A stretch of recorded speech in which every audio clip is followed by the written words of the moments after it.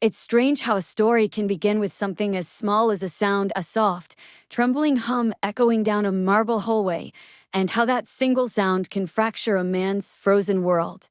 I didn't understand that the night I first stepped into Kong Doo-hyun's penthouse, but I understand it now, and if you've ever wondered what melts a heart carved from ice, stay with me, because this is a story of walls cracking in ways no one could have foreseen. And before we go deeper, make sure to like and subscribe if you believe that even the coldest people hide a secret warmth beneath the surface, and tell me in the comments where you're watching from. Because this story travels across continents and cultures before it finds its home. I remember that night vividly. Seoul's sky was bruised with the last shade of dusk, and the rain clung to the glass towers like the city itself was trying to wash away its sins. A simple narrator recounting the truth as it unfolded, watched the black sedan pull up in front of the King residence, a building so tall it seemed to scratch at heaven's ankles, and out stepped Amara Okafor, her clothes damp from a long day, her spirit tired but unbroken. She clutched a folder of references to her chest, though she barely needed them. Desperation had already convinced her this job was the only lifeline left to keep her younger brother's medical bills paid. The agency had warned her. The man she would serve was a legend for all the wrong reasons. Cold. Emotionless. Impossible. Kong Doo-hyun never smiles, the recruiter whispered. He doesn't like noise. He doesn't like questions. He doesn't like people. And yet Amara walked into his world like she was unafraid of ghosts. The elevator ride to the penthouse was silent but suffocating, its mirrored walls reflecting back a young black woman who looked far more determined than scared, though any normal person would have been trembling. The doors opened to a vast living space that felt less like a home and more like a museum curated by a man who'd forgotten life could be warm. The floors gleamed like polished ice. The air was cold enough to raise goosebumps. And in the center of that frozen palace stood the man himself, Kong Doo-hyun, South Korea's infamous Ice King. His sharp jawline, sculpted suit, and unreadable eyes made him look like he'd been built, not born. If a snowstorm took human form, it would be him. He didn't greet Amara. He didn't nod. He simply looked at her, the way someone might study a glitch in their otherwise perfect routine. She bowed, introduced herself in shaky Korean, and he responded only with, "Follow me." That was her welcome. And it was enough, or so she thought. But as the narrator standing in the shadows of this story, I could already sense tension slipping between them like a cold draft, two worlds colliding with quiet, dangerous consequences neither of them were prepared for. Doo-hyun gave her a list of rules, his voice crisp and toneless. She was to finish cleaning by 8 p.m., never enter the 27th floor rooms, keep her footsteps light, her presence lighter, and above all, never, under any circumstances, speak to him unless spoken to. Amara nodded, but her eyes flickered with something he didn't expect, not fear, but curiosity.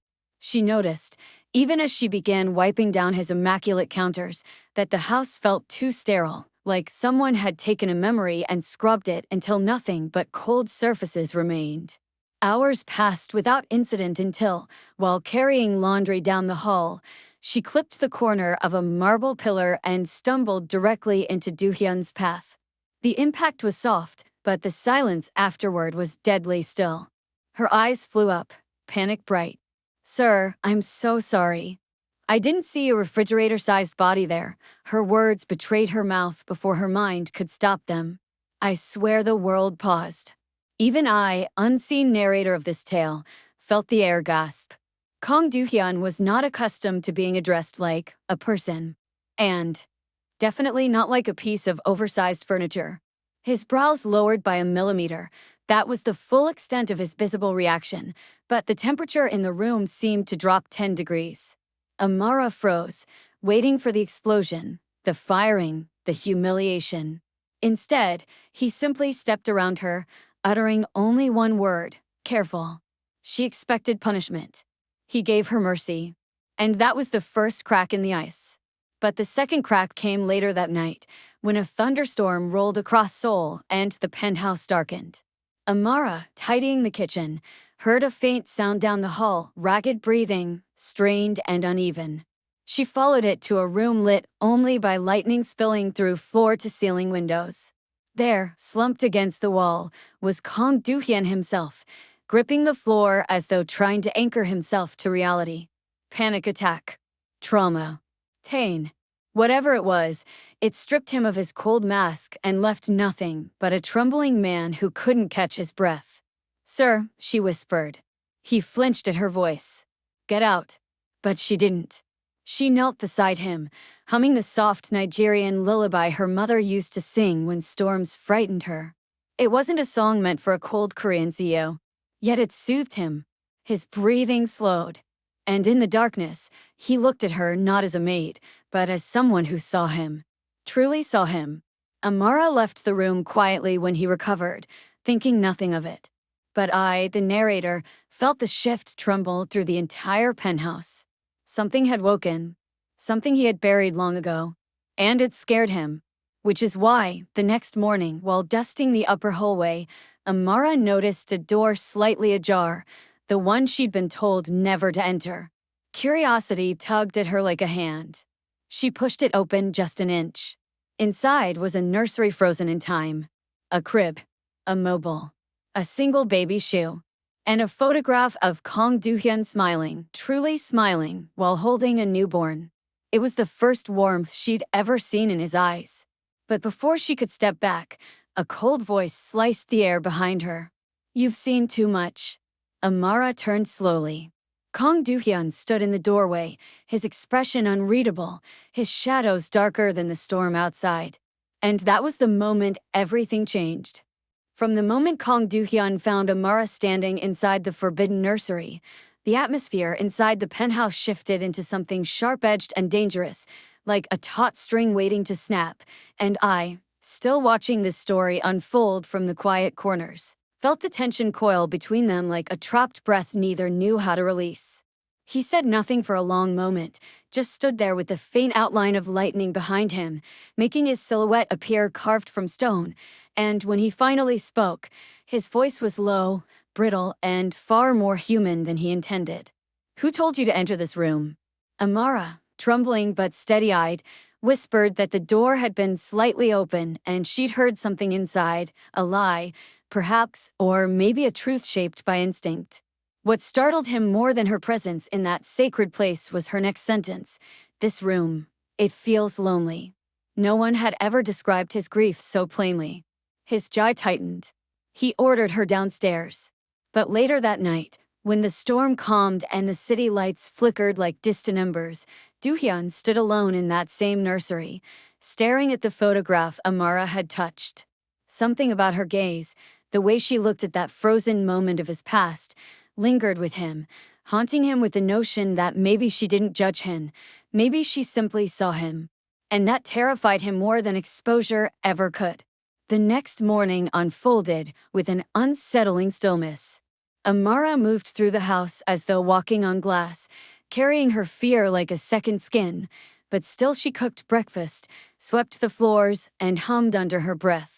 Her songs drifting softly through the air like delicate threads stitching life back into spaces that had been cold for years. Doohyun, observing from the shadows of his office doorway, found himself pausing as her voice curled through the hallways. He didn't recognize the feeling at first, annoyance wrapped around a shiver of longing.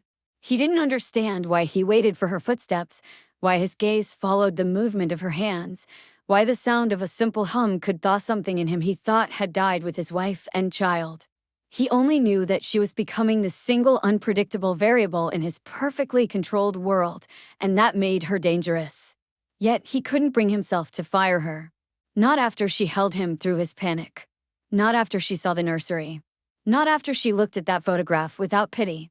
2 days later, his mother appeared at the penthouse unannounced, a presence so sharp and cold that even I, as an unseen observer, felt the air retreat from her. "A foreign maid," she hissed as soon as she stepped inside, her eyes narrowing at the sight of Amara dusting the living room shelves. "How far you've fallen, Doohyun." He tried to dismiss her, but Mrs. Kang moved toward Amara with calculated cruelty, circling her like a predator. "Where did you find her?" "A discount labor auction." Amara froze, her knuckles whitening around the duster.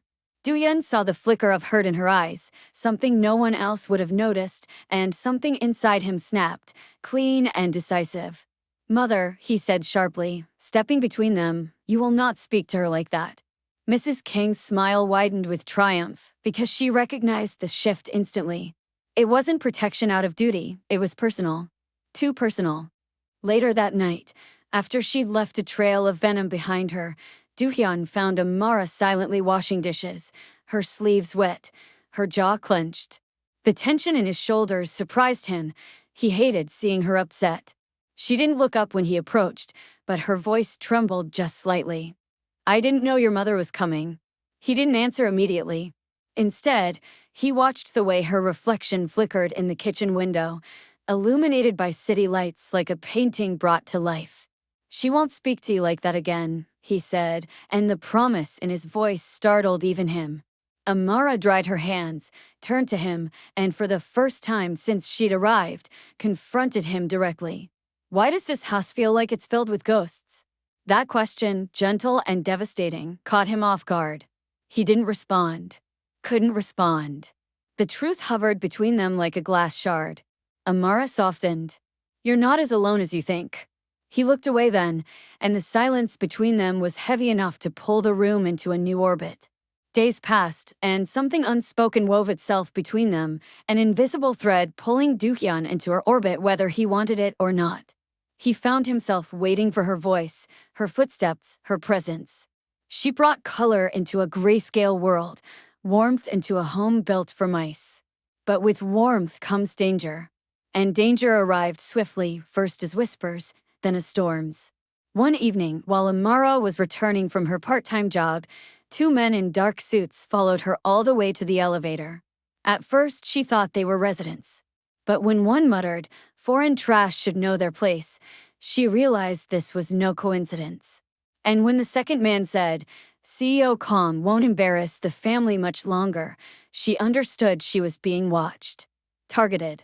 She entered the penthouse shaken and pale, the scent of fear clinging to her like smoke. Duhyun was in the hallway waiting. He took one look at her and stiffened. "What happened?" he demanded. She hesitated, but then she told him everything. His expression didn't change, but the air around him did, vibrating with quiet fury. "You are not to leave this building alone again," he said. Amara bristled. "You can't control my movements." "No," he said, stepping closer, too close, "but I can protect you." Their eyes locked, and there it was again, that dangerous pull, that gravitational shift neither could deny. But the true storm struck the next morning when a headline blasted across Korean news sites. Kang Duhyun involved with African Maid, family calls it a disgrace. Leaked anonymously. Maliciously. Intentionally. Amara stared at the article, her hands shaking. Duhyun took her phone gently from her grasp, his eyes darkening to something lethal. "This wasn't an accident," he whispered. "Someone wants you gone." And then, in a voice quieter than guilt but heavier than fate, he added, "They know I won't let you go." The morning the scandal broke, the city seemed to hold its breath, as if Seoul itself knew a collision was coming, one that could shatter reputations, families, and the careful walls Kang Duhyun had spent years building. And as I watched from the narrator's vantage point, unseen and untouched by the chaos, I felt the gravity of every decision closing in on him like tightening chains. Amara sat on the living room sofa, spine straight, eyes red but defiant, waiting for him to tell her the truth she already suspected, that someone in his powerful family had leaked the story to humiliate her, to force her out, to remind her she didn't belong in a world made of glass and lineage. But what she didn't expect, what even I couldn't have predicted, was the way Duhyun sank to his knees in front of her, not as a CEO, not as a man sculpted for mice, but as someone who had finally run out of places to hide. "This is my fault," he said, voice hoarse. "They're doing this because they know you matter to me. They know I would burn this entire city down before I let you be hurt." And in that moment, the truth revealed itself. The King family didn't fear the maid. They feared the hold she had over the son they could no longer control. The next hours unfolded like the rising of a storm. Mrs. King marched into the penthouse with 2 lawyers and a security detail, looking less like a mother and more like a general preparing for war. "This ends today," she declared, pointing at Amara as if she were the scandal embodied. "You will resign, you will leave this country, and you will stop contaminating my son's life." Before Amara could answer, Do-hyun placed himself between them. No, the single word held years of suppressed defiance, and it froze the entire room. Mrs. King's voice cracked ice as she threatened deportation, legal action, social ruin, but Do-hyun, for the first time in his life, didn't break. "I won't let you destroy another person I care about," he said, and then, with devastating clarity, "You destroyed my wife. You destroyed my child. You will not destroy her." And suddenly the truth crashed in. His mother had manipulated the circumstances of his marriage, had pressured his late wife during pregnancy, had pushed him toward endless work until tragedy struck, a truth he had always sensed but never dared confront. The room fell silent under the weight of that revelation, and Mrs. King's mask cracked just long enough for everyone to see the monstrous fear beneath it. But she still had one weapon left: public shame. So she unleashed it. Reporters flooded the penthouse lobby. News drones hovered outside windows. Anonymous threats filled Amara's phone.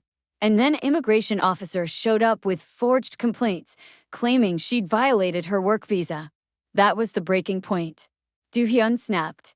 He gathered every piece of evidence his tech team could find: leaked messages, paid trolls, family bank transfers, the bribed investigator who had followed Amara. He took his mother to court, publicly dragging their ancestral name into the light. The hearing was brutal, filled with reporters, cameras, and the bitter ugliness of old money defending itself. Amara sat quietly beside him, hands trembling but face calm, knowing this battle was bigger than her. When asked to testify, she didn't cry, didn't crumble. She simply told the truth. "I didn't ask for his affection," she said softly. "I didn't want his wealth. I only wanted to work and survive. But if you think my presence ruined him, you don't know your son at all. He was already broken. I just saw it." Her words rippled through the courtroom like a soft blade, cutting without cruelty. Then Do-hyun spoke. "I let myself be ruled by fear for too long," he confessed. "I lost the people I loved because I did nothing. I won't make that mistake again." He presented evidence of his mother's interference in his marriage, the surveillance she'd placed on him, and the manipulations that had driven him into emotional exile. The court ruled decisively. Mrs. King was fined, stripped of certain board privileges, and publicly disgraced. Amara's immigration status was not only protected, she was granted a path to permanent residency for enduring targeted harassment. And as the court doors opened, the cameras flashing like 1,000 accusatory stars, Do-hyun reached for her hand. This time, publicly. Deliberately. And the world saw it. But stories don't always end with applause. Healing is quieter. Slower. After the court ruling, Do-hyun stepped down as CEO to rebuild himself from the ashes of a life he hadn't chosen. His father reached out with quiet regret. Employees whispered that the Ice King had melted. But he wasn't melted, he was becoming something new. Amara moved into a small apartment at his insistence, not because he wanted to own her life, but because he feared for her safety after the media frenzy.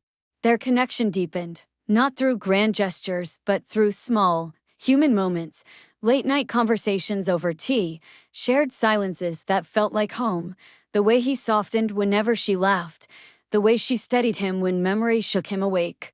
One night, while they sat on the floor of the once-forbidden nursery, surrounded by the ghosts he finally dared to face, he whispered, "Losing them destroyed me. But finding you, it taught me I wasn't meant to stay destroyed." He didn't ask her to stay. She stayed anyway.